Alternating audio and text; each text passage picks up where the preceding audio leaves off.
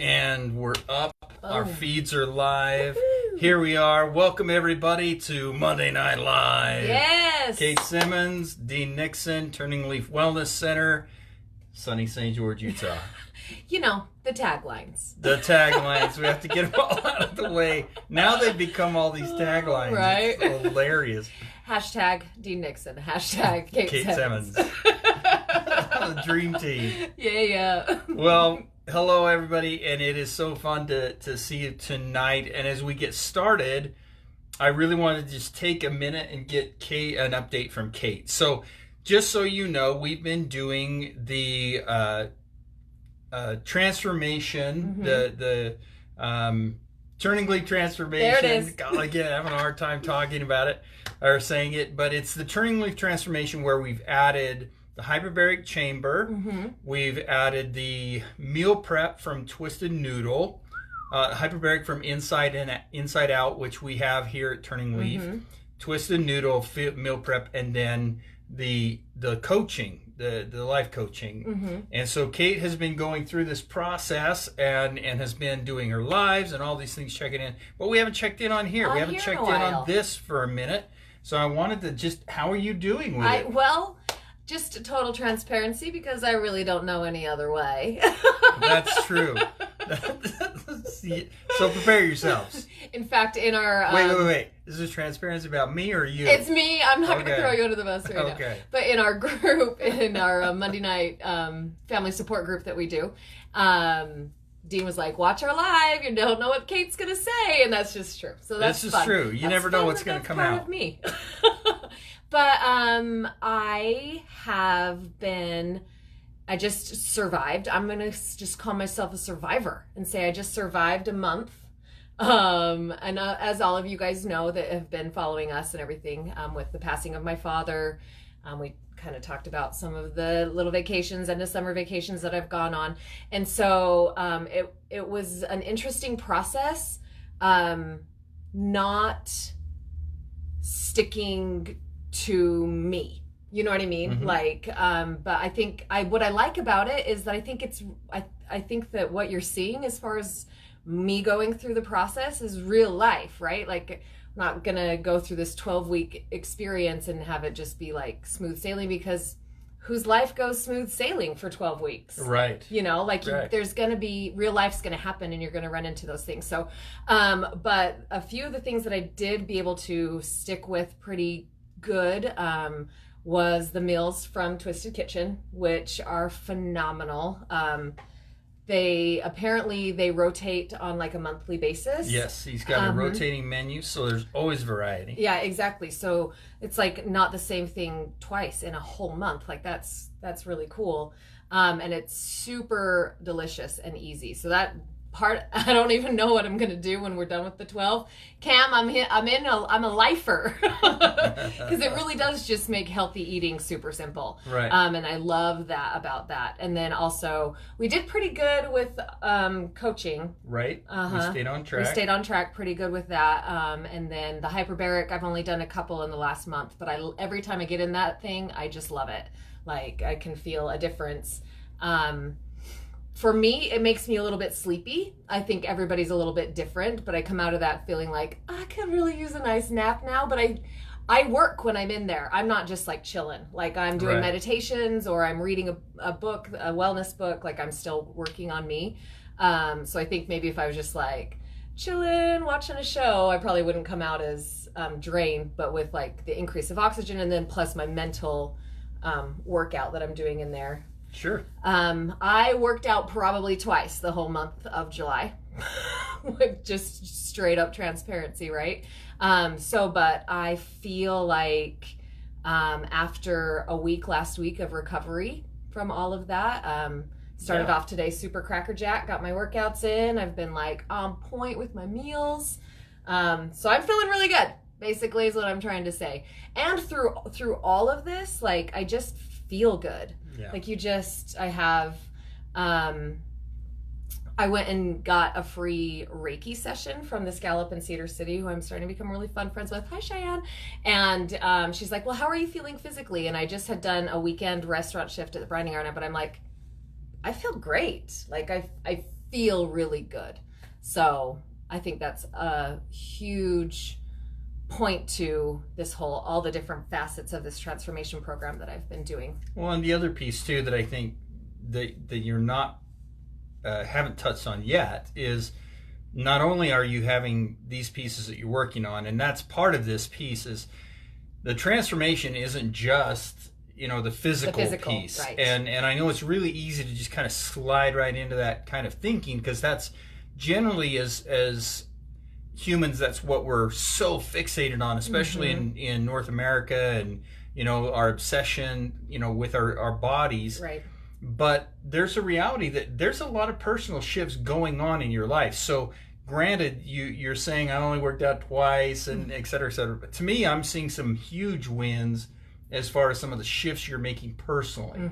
You know, in your coaching sessions, you've been working very, very hard. You've been taking all the challenges that have been given, and you've made some pretty big, significant shifts. You're right. Thank you, Dean. So thanks for seeing I don't think you're giving yourself enough credit, but that's what I coach is for, is to remind you. So, well, let's jump in. Thank you for giving us an update. I just did want to mention one more thing real quick. Do. So now that we're talking about the things that I'm not seeing, I honestly feel like, with all the grief and all the loss and everything that I've gone through, I'm absolutely in a healthier space to be able to walk that path because of all the work that we're doing. Right. Right? Like, I was telling a friend just the other day, like, I am, it's going to make me cry. I am the luckiest person on the planet to have as much support as I have, and the key people in my life that really have helped me not just lose my mind completely, right? And just go into my crazy spaces. And that has largely to the work that we're doing. So I'm just really grateful. Well, I'm proud of you. I'm proud of you. Gosh, one of these weeks I'm not going to cry. Why? I mean, that's why people are watching us. Thank you for watching or crying. Well, I want to jump into our topic tonight before we get too far, but thank you so much for your update. Welcome. That's so cool. Thanks for listening, guys. And everybody, I'm sure, will be commenting and talking about how proud they are of you. So, call us. Do it with me. I'm tired of being the lone soldier. Come on over. Well, I'm not the lone soldier. We will be. I can't even say soldier tonight. I'm not the lone soldier. We do have other people that have called up and been interested. So. Interested in it, and then we are starting to really market it. So you will start to see here in the next couple of weeks some things going out, some of the memes and things. So those of you that are tuning in, you go, what is this? It's going to be coming up very soon. You'll start seeing a lot of graphics on Instagram and on Facebook, as well as around town for those of you that live here locally. Yes. So that will be there. And then there'll be more support. And then Kate can have more friends. Yeah, because I really do. Another component that we want to really build into this is a support group. Yep. So come play. We'll have it. So jumping into our topic. All right. So tonight wanted to really talk about tolerance. Yes. And it started from an experience that I had this morning that was so intriguing to me. So I pulled up at a two-way stop. So there was obviously the one direction people are going, and then you had this two-way stop. I was pulling onto it, and as I pulled onto it, I saw this gentleman in his truck, and he's waiting to cross the intersection. But the other group, there's another car across the way that had gotten there prior to him.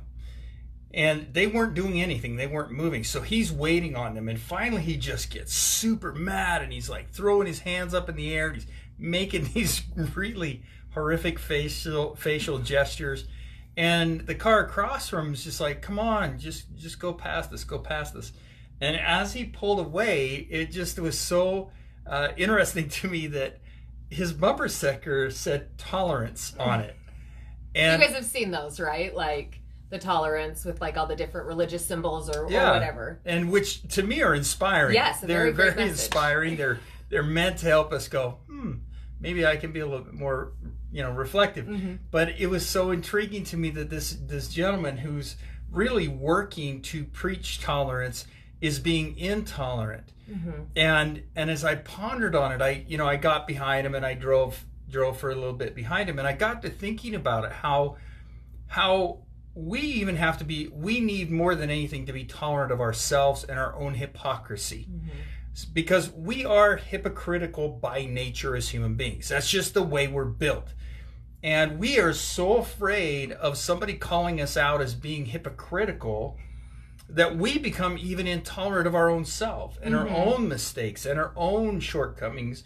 And then we become afraid of using our voice. And this is one of the things that I wanted to talk about tonight, is that our fear of being hypocritical keeps us from having a voice in our own world, if that makes sense. Absolutely. Does that make sense? Because this gentleman, he's using his voice, he's using a platform, he's saying, hey, we need to be tolerant, and we do. But then here's this opportunity for him to also be human. And humans by nature are hypocritical. And that in and of itself needs to be tolerance. Right. We've got to have tolerance for ourselves and our hypocrisy and the humanity that we have. But also we need tolerance of those that may be across the street from us in the intersection that are struggling. And so I thought, man, what a great topic for tonight. And I love it. So as we have kind of discussed this a little bit, because we do that sometimes. Sometimes we jump on and we're like, all right, here we go. And sometimes we're like, okay, let's have a conversation about this. I love it because right now Dean is reading The Power of Now. Yes, by Eckhart Tolle. And Tolle is, we're big fans of Tolle over here at TurningLeaf Wellness Center. And I love the correlation that you were able to immediately make with some of his research and his theories about our pain body. And it's super fascinating to me when I started to learn about the pain body. And I love how you've already pointed it out. Like, the first place that we need to start is looking within ourselves, right? And how intolerant we are of our own self, which is absolutely sad to me. And yeah, it's a universal human experience epidemic. It's just part about being human. Yes. Is that we are the hardest on ourselves. But so will you share with them what you shared with me about the pain bodies? It's so intriguing, and I love Eckhart Tolle. He talks about in The Power of Now and the New Earth, he talks about the pain body. And as he talks about this pain body, he talks about inside of each of us is this pain body essentially. And it gets awakened from time to time, and some people have a denser pain body than other people do. The teens out there, when their pain bodies get shook, they say triggered. Yeah. Right? That's what they say. Yeah, it's cool like the kids. new hip thing, It's right? the Like, new I'm thing. triggered. That's when our pain bodies get ruffled. Fair enough. So the pain body he's talking about, some are denser than others. And every once in a while we're going through our day, and there are things that awaken, he says, that awaken our pain bodies. And the intriguing part and what he talks about is our pain body, the pain body that we have, or that inner frustration or hurt, etc., is what responds to this, as you put it, stimulus, triggers, etc. So, for example, this gentleman, he pulls up to the intersection, he's waiting, and these people aren't moving. So all of a sudden his pain body starts to kind of get angry. It gets drawn out. He starts making gestures. The person across the street makes gestures. And because so their pain body was then triggered. Then it's affecting theirs. And so and the part that was so important about what Eckhart's talking about is that our pain bodies are what pull us out of the now. And whatever pulls us out of the now is a part of why the pain body's triggered, is when something pulls us out of the now, it affects us. So it was so intriguing to me to think about how different the way an internalizer would experience that and where an externalizer would experience it. So an externalizer would pull up to that intersection and they would think, oh, what's wrong with that person? Why are they doing that? They're so frustrating. Where an internalized person would be like, oh, what am I doing wrong? Am I not? Am I in the wrong spot? What am I doing? But both ways, as we get emotional, become emotionally drawn out, that's that pain body reaction. So Eckart talks a lot about working to be in our space, be in where we are right now. My favorite thing that he talked about was Zen monks would, masters would sneak up on their students, and they would hit them in the back of the head with a stick. And if they were caught up in thinking or in their head, or they were in their pain body, or they weren't present, they would be startled. Mm-hmm. But if they were in the moment, in the now, they would step out of the way. They would sense that their master sneaking up behind him, and they would step out of the way.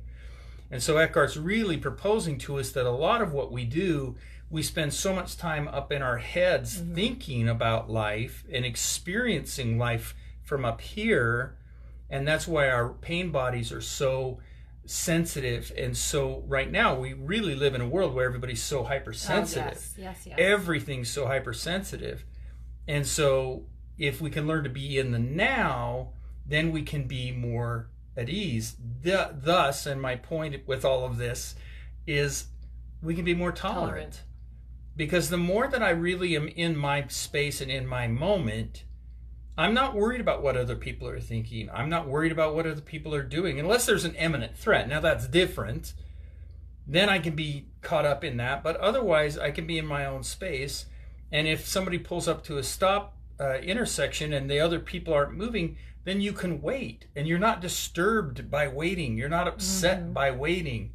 You're just tolerant. And that was such an important piece in my thinking and meditation today. Was it's so important for us to be tolerant, but the only way to truly be tolerant is to be in our own now, mm-hmm. if that makes sense, which our Eckhart was talking about. And so all of that just kind of clicked together for me, and it was so cool. Yeah, I love that. And I was just thinking about how you were saying how when we're in our pain body, we're not in our now, because our pain body is the accumulation of everything that's come before. Right. So it's all the past. The stories. Yep. It's like everything we've talked about that we've before. Mm-hmm.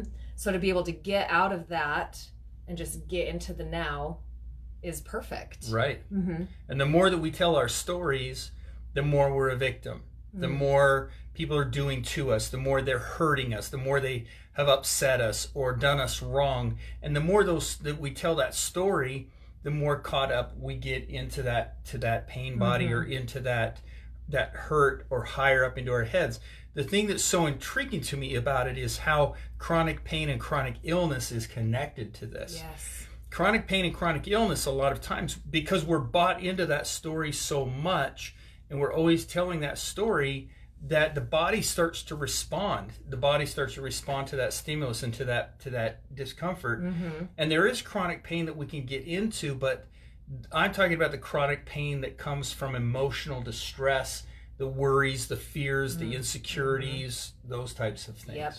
Which is a book that I'm reading right now that's called The Body Keeps the Score. Yeah. So there's a couple of reads for you. So The Body Keeps the Score, which really talks about how our bodies, the emotional centers of our bodies, hang on to mm-hmm. emotional pain and discomfort. And we have necessary emotional pain and discomfort, which helps us learn, progress, and grow. And then we have unnecessary, which is that overconnection to the external world. Mm-hmm. But it's interesting to me when the necessary emotional pain, discomfort transitions over to the unnecessary, if that makes sense, mm-hmm. by hanging on to things too long. Absolutely. So then, Dean, is the key here just awareness? So when we have those experiences that come up that bring up intolerance, right, either with others or ourselves, to be aware enough to say, oh, hang on, this is probably just something's ruffling my pain body. I need to look at this. I need to and be able to get back in the now and make a good, clear assessment of right now, and then move forward 100% with kindness towards yourself and others. So the first piece is we become aware. Right. Okay, I'm being intolerant. Why am I being intolerant? Then we step back and go, what part of me is being drawn out? What part of me is being bothered by this? Like we've talked in other webisodes as mm-hmm. well. What part of me is bothered by this? And then we become aware of, a lot of times it's going to be because there's some intolerance of ourselves mm-hmm. going on at that moment, or some thinking that we're struggling. That's the first is the awareness. The second step is to draw yourself back into the now. And you ask yourself by checking in this moment, in this space, am I okay? Mm-hmm. And if you are in that space and you are okay in that moment, then why is it that what that other person is doing why does that bother you? Why does that threaten you? Why does that cause angst within you? And in the political,